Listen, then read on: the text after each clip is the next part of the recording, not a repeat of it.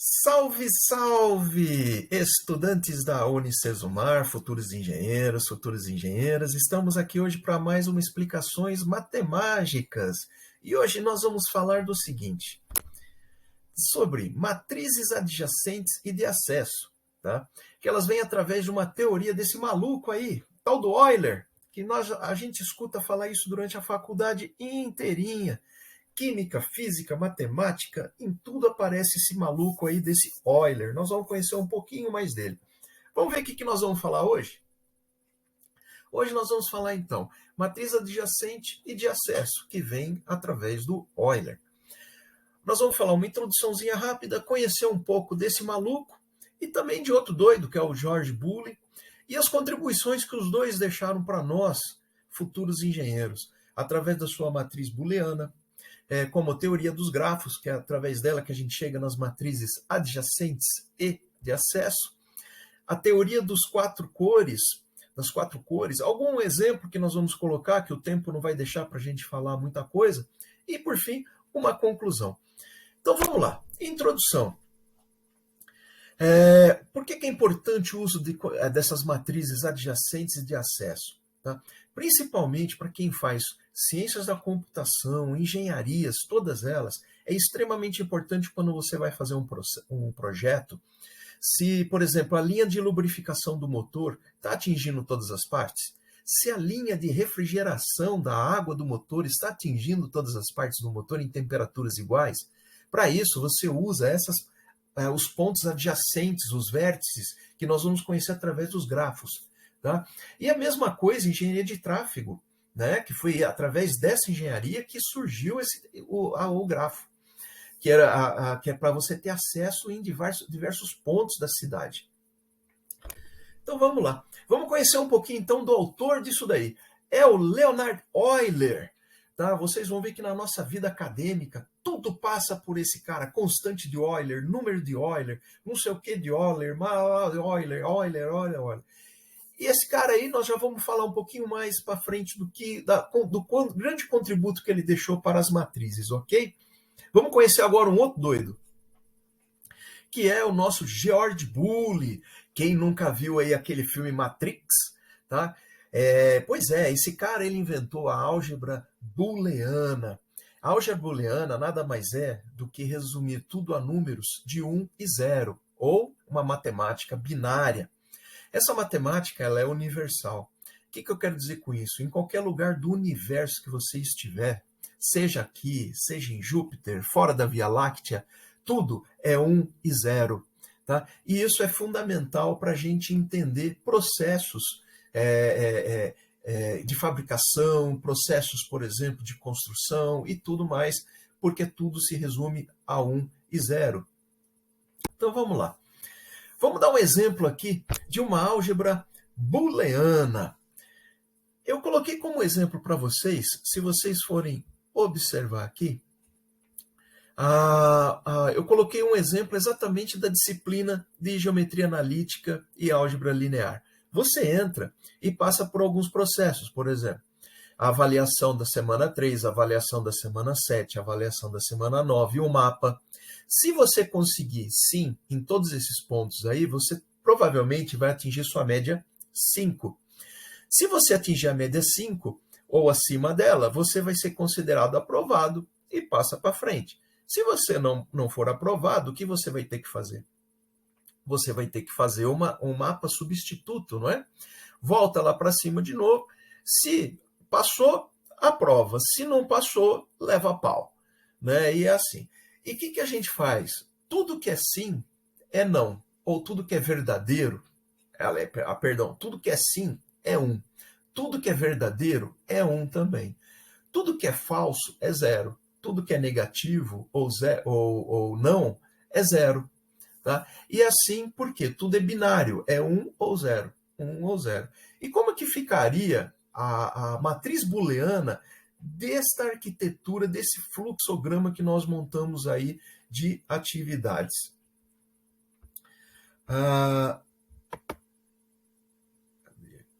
Aqui.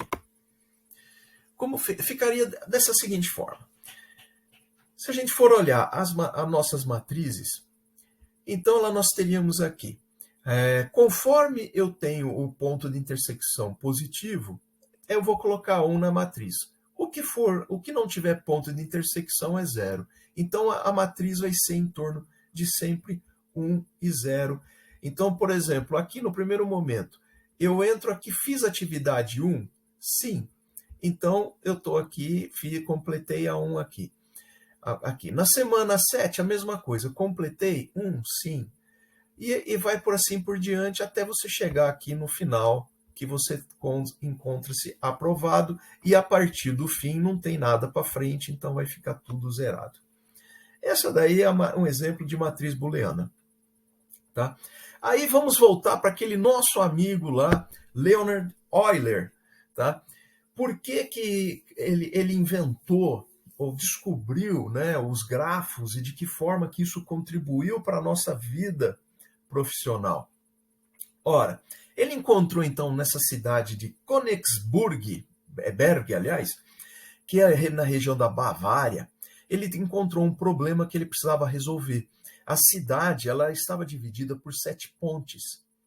E ele precisava criar uma forma de que, se uma ponte fosse fechada, ou 2 pontes fossem fechadas, a população não ficasse isolada dos outros pontos. Então, para isso, era necessário criar um fluxo e colocar essas pontes nos locais certos, para que, então, sempre, mesmo que houvesse interrupção de uma ou mais pontes, a população pudesse se encontrar e não ficar isolada. E foi através disso que ele criou, então, o teorema, tá? Dos grafos, que nós vamos conhecer agora. Que maluquice é essa que esse tal desse Euler criou? Mais uma doideira, né? Não é doideira não, é um negócio bem legal.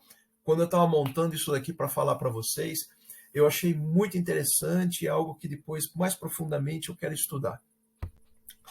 O que seriam então os grafos? Nada mais é do que esse apanhado de números que você está vendo aqui, todos interligados, tá? E isso, se você for montar uma matriz, a partir desses grafos, nós vamos chamar de matriz adjacente, tá? Por que adjacente? Quem é o adjacente de 6? É o 4. Quem é adjacente de 4? 3, 5. Quem que é adjacente de 5? 4, 2 e 1. Quem é adjacente, por exemplo, de 1? 5 e 2. E assim por diante, tá? E como que ficaria essa matriz? A gente teria aqui uma matriz adjacente, e se a gente fosse colocar a matriz de acesso, seria a mesma. Por quê? No nosso grafo aqui anterior, não existe uma seta dando sentido à conexão. Sim, mas de ambos os lados. Então, nós vamos ter aqui uma matriz de acesso e uma matriz adjacente equivalentes, tá? Então, nós teríamos aqui a matriz adjacente, como o 6, ele através do 4, do 5 e ele chega no 1, e vice-versa. 1 através do 2, do 3, do 4, ele chega no 6, do 1, do 5, do 4, ele chega no 6. Todo mundo aqui consegue chegar em todo mundo. Por isso a matriz aqui, sempre, detalhe, sempre será quadrática. Ou seja, eu tenho o número de linhas igual ao número de colunas. Então, eu vou ter aqui 6 linhas para 6 colunas. E na intersecção delas, eu vou ter, no caso aqui, a letra 1. Então, se eu fosse fazer a de acesso, uau, seria a mesma nesse caso. Tá? Então, muito simples. Mas, Eduardo, para que tudo isso? Tudo isso serve para justamente a gente poder visualizar, falhas num sistema. Porque se aqui tivesse um 0, tá, significa que temos uma falha no processo, nós temos que corrigir esse processo. Vamos supor que é um tráfego, vamos supor que são computadores conectados, vamos supor que é uma indústria, e você tem várias máquinas fazendo a mesma função em linhas interligadas, e que se aquela linha falhar, para a produção. Né? E esse 0 vai ser determinante para falhar ou não a produção, para parar ou não essa produção. para dar sequência ou não a essa produção, ok? E aí, fora isso, através dessa teoria de grafos, também, por curiosidade aqui, vieram a teoria das 4 cores. Ora, se eu tiver 4 pontos adjacentes, eu não preciso mais do que 4 cores para determiná-las. E isso é muito pensado. Se você procurar mapas na internet, tá? Os mapas, eles não precisam mais do que 4 cores para separar cidades. Alguns mapas que a gente observa aí, eles colocam muito mais cores, mas não há necessidade, porque isso é um cálculo matemático, tá? Onde você precisa apenas ter o adjacente para que você possa, 2 adjacentes para que você possa então ter apenas 4 cores. Como ocorre, por exemplo, nesse exemplo aqui. Isso é muito comum nas cidades. Por isso que a maioria dos mapas são apenas 4 cores que você enxerga no mapa. Vamos ver agora um exemplo de uma matriz, cálculo para uma matriz adjacente e uma matriz de acesso. Vamos imaginar aqui está diferente, hein, pessoal? Ó, aqui eu já não tenho simplesmente uma linha comunicando, eu tenho uma seta. Ora, se eu tenho uma seta aqui, eu estou dando sentido ao caminho. Então eu sei que o 6, por exemplo, ele se relaciona com o 3, mas o 3 não se relaciona com o 6. Tá? Por quê? Não tem uma seta do 3 para o 6. Pode ter, talvez, se a gente olhar aqui, 4, 2, não. Então, o 3, por exemplo, não se comunica com o 6, tá? Mas o 6 se comunica com o 3. Então, como que nós vamos fazer isso? Tá? Muito simples. A matriz adjacente, se a gente observar, ela não vai dar, adjacente não vai ter sentido, porque simplesmente é acesso. Então, eu tenho acesso ao 3, ao 1, ao 1 ao 4, do 4 ao 2, dos 2 ao 5, do 5 ao 6. Então, ou seja, eu tenho todo mundo aqui se relacionando com todo mundo. Olha, através do 4 eu chego no 5, eu chego no 6. Através do 4 eu chego no 3, eu chego no 2. Eu chego no 4, no 1. Ou seja, eu consigo ter acesso aqui a todos os pontos. Então, nesse caso, eu tenho como matriz adjacente perfeito. Eu tenho todo mundo energizado, por exemplo, ou todo mundo recebendo a comunicação do servidor. Vamos supor que o 6 aqui fosse um servidor. Eu tenho todos os computadores aqui sendo acessados pelo servidor. Porém, se a gente for entrar aqui para a matriz de acesso, né, como que nós vamos fazer? Ora, nós vamos ter que observar os sinais, os sentidos. Então, o que eu tenho aqui? O 6, ele se comunica com ele mesmo, tá? Mas ele vai aqui na linha com o 3, com o 1, com o 4, com o 2 e morre aqui. Na outra linha, ele vem com o 5, que volta para o 2, vai para o 4 e volta para o 2. Ou seja, o 6, ele entra em contato através de 2 ramos com todos os segmentos, tá? Ele consegue chegar a todos os segmentos. Agora, vamos pegar aqui o 5. O 5, ele não consegue contato de volta para o 6.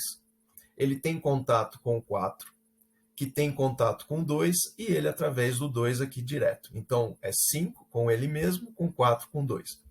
O 4, por sua vez, ele vai ter contato com o 2 e apenas com ele mesmo. Tá? O 3, ele vai ter contato com 1, que tem contato com o 4, que tem contato com o 2. O 2 apenas com ele mesmo. E o 1 tem contato com o 4, que tem contato com o 2. Bom, passando isso então para uma matriz, como que a gente trabalharia isso? Eu deixei aqui o que está em 1, amarelo, e 0, um creme. Por quê? Para a gente enxergar as falhas. Se isso aqui fosse um sistema, por exemplo, de troca de sinais, troca de informações, e houvesse uma ruptura, por exemplo, eu tenho falhas aqui Na linha 1, por exemplo, eu não tenho acesso ao 3, ao 5, ao 6. Eu estou isolado. Tá? O único computador que tem acesso a todos é o 6, que é o servidor. Mas eu não tenho o retorno de todos para o servidor. Né? Você veja aqui que de todos aqui, apenas o 6 está voltando para ele mesmo. Então, o servidor, na teoria aqui, ele não está recebendo informações de volta. Isso aqui é um exemplo grosseiro. Se fosse no caso de uma rua, de uma praça, seria da mesma forma. Como que a gente concluiria, então, nosso bate-papo de hoje? Segue o endereço aqui se você quer saber mais sobre matrizes e quer fazer cálculos de matrizes através de uma página. Tem aí matrixcalc.com/pt, que está em português, /pt. /p. E a gente fica por aqui e até a próxima Explicações Matemáticas. Um abraço.